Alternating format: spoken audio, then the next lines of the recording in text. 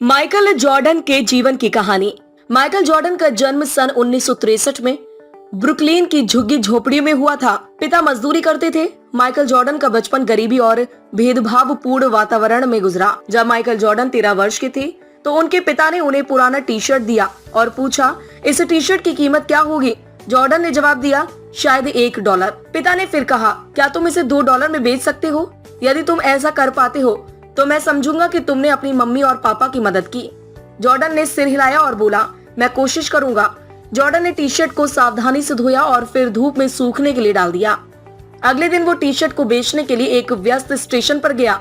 वहां 6 घंटे से अधिक समय तक बेचने की कोशिश की।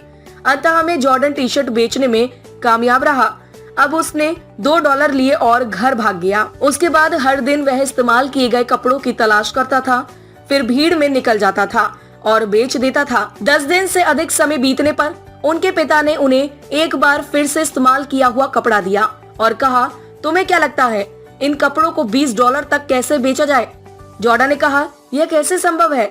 यह कपड़ा तो केवल $2 लायक है। उनके पिता ने फिर से प्रेरित करते हुए कहा, तुम एक बार आजमा कर क्यों नहीं देखते? कुछ ना कुछ रास्ता तो होना ही चाहिए। आखिर में माइकल जॉर्डन को एक आइडिया आया। उसने अपने चचेरे भाई से उस कपड़े पर डोनाल्ड डक और शरारती मिकी माउस का फोटो बनवा लिया। फिर उसने एक अमीर बच्चों के स्कूल में इसे बेचने की कोशिश की। जल्द ही एक नौकर जो अपने मालिक के बच्चे को लेने आया था, उसने अपने मालिक के बच्चों के लिए वो कपड़ा खरीद लिया। छोटे 10 वर्षीय बच्चे को वो कपड़ा बहुत पसंद आया, इसलिए उसने जॉर्डन को $5 की टिप भी दी। जॉर्डन के लिए $25 की रकम बहुत बड़ी थी, क्योंकि ये उसके पिता के 1 महीने के वेतन के बराबर थी। जॉर्डन घर पर पहुंचा तो उसके पिता ने उसे एक और कपड़ा दिया और कहा, क्या तुम इसे $200 में बेच सकते हो? उनके पिता की आंखें चमक रही थी। इस बार जॉर्डन ने बिना किसी संकोच के कपड़ा बेचने के लिए ले लिया। 2 महीने बाद लोकप्रिय फिल्म चार्ली एंजल्स की अभिनेत्री फराह फॉकेट न्यूयॉर्क में एक प्रोमो करने के लिए आई। प्रेस कॉन्फ्रेंस के बाद जॉर्डन ने फराह फॉकेट के पास पहुंचने के लिए सुरक्षा घेरे को तोड़ दिया और साथ लाए कपड़े पर उनका ऑटोग्राफ मांगा। जब फॉकेट ने एक मासूम बच्चे को अपना ऑटोग्राफ मांगते देखा तो उसने खुशी खुशी कपड़े पर हस्ताक्षर कर दिए।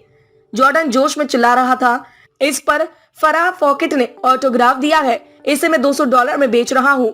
जॉर्डन ने कपड़े की नीलामी की और एक बिजनेसमैन ने इसे $1200 में खरीद लिया। घर लौटने पर उसके पिता ने आंसू बहाते हुए कहा, यह मेरी समझ से बाहर है कि तुम ऐसा करने में सफल रहे मेरे बच्चे, तुम बहुत महान हो। उस रात जॉर्डन अपने पिता के साथ सोया। सोते हुए पिता ने पूछा, बेटे तुमको जो 3 कपड़े मैंने दिए हैं उनको बेचने का अनुभव क्या रहा? जॉर्डन ने भावुक होकर उत्तर दिया, जो दिमाग सोच सकता है उस तक पहुँचने का रास्ता भी कहीं न कहीं जरूर होता है। उसके पिता ने सिर हिलाया और कहा, तुम जो कह रही हो वह सही है। मैं तुमको यह बताना चाहता था कि $1 के लायक कपड़े की कीमत भी हजारों डॉलर में हो सकती है। उसी प्रकार हो सकता है कि अभी हम गरीब हैं, हमारी हालत ठीक नहीं है, हम उन्हें सुधार सकते हैं। यह इस बात पर निर्भर करता है कि हम उन क्षमताओं का उपयोग कैसे करते हैं जो हम में से हर एक इंसान में मौजूद है। जॉर्डन के दिमाग में तुरंत एक नया सूरज उगा।